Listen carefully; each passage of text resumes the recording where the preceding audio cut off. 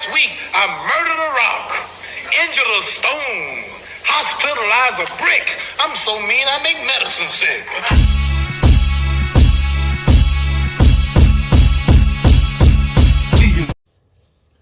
What's up, fight fans? This is Kurt DeVille with Counterpunched Boxing News, and I have some new news concerning Danny Jacobs, John Ryder. It came down to the wire, people, and this is the breakdown and fight study of this particular fight. Jacobs came out jabbing, using a defensive-like style, using the jab, using his height, wrapping up John Ryder in the earlier rounds. First round, I gave it to Jacobs. It could have went to Ryder, of course. Ryder was always game. He was never discouraged. He always came in, but you can tell his limited movements. He came in with a double jab. Sometimes he would come in with a jab and a right hand, but Jacobs successfully wrapped him up, okay? So rounds two, Jacobs started landing the jabs and keeping John Ryder back. Jab, jab, right hand, jab, okay? And rounds three, more of the same.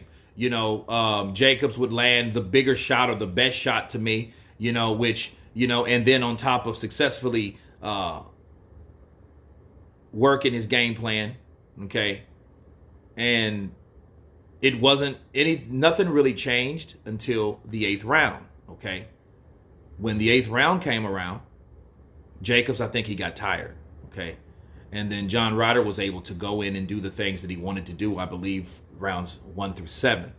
But he was able to do in rounds 8, okay? And he caught Jacobs with some good shots. I think in round 8, he caught him with a right shot that I feel that hurt Jacobs. And Jacobs, you could tell the way his body language was.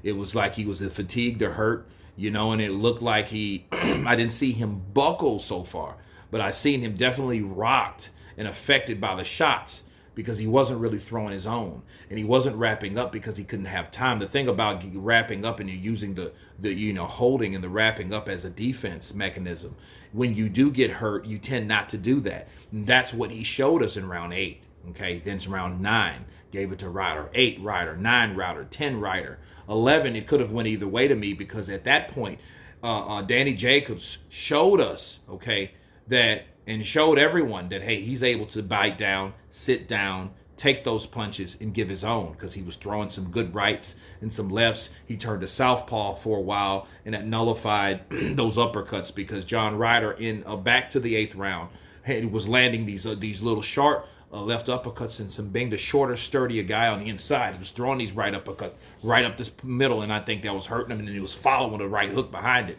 And that's, I think, was affecting Jacobs, okay? So rounds 11 could have went either way, and I think Jacobs won the last round. So I was with Gabe going into the 11th round. Gabe had it 107, 103. I would have had it really 105 to 104, okay? And then before going into the 12th and the 12th, I believe Jacobs won, but he lost a split decision, okay, to John Ryder. Shockingly, okay, he lost it. Now, do I think the right guy won? No, I don't.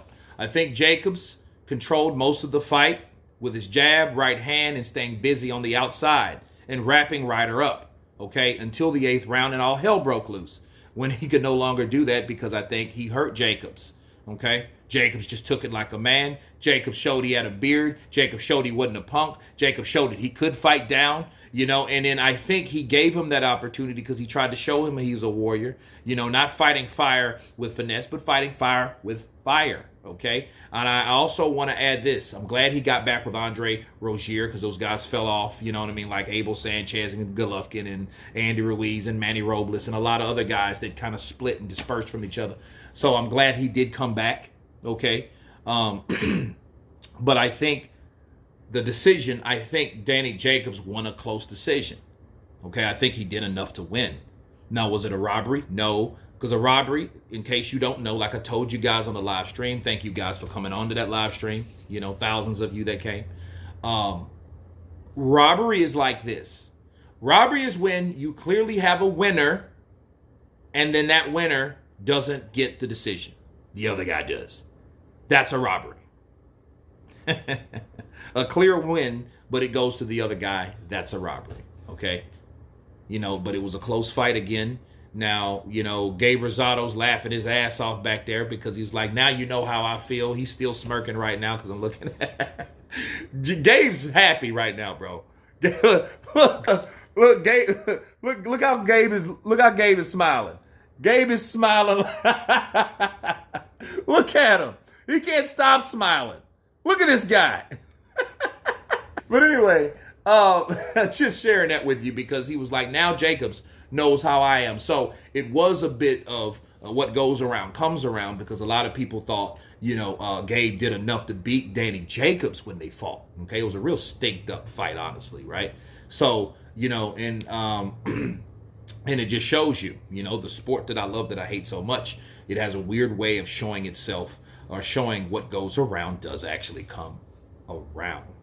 But this fight itself, I don't think Ryder won, but it was a close fight. Ryder showed that he is a true 168-pounder.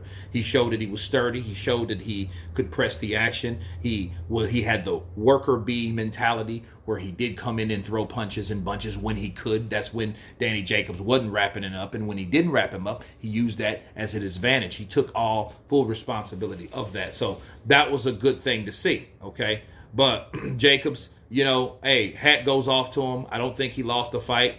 I do think he's losing star power.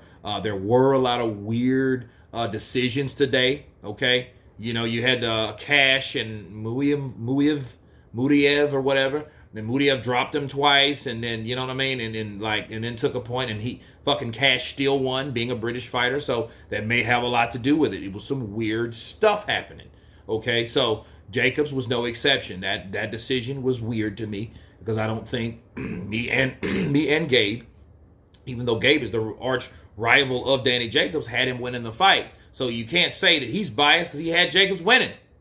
Okay?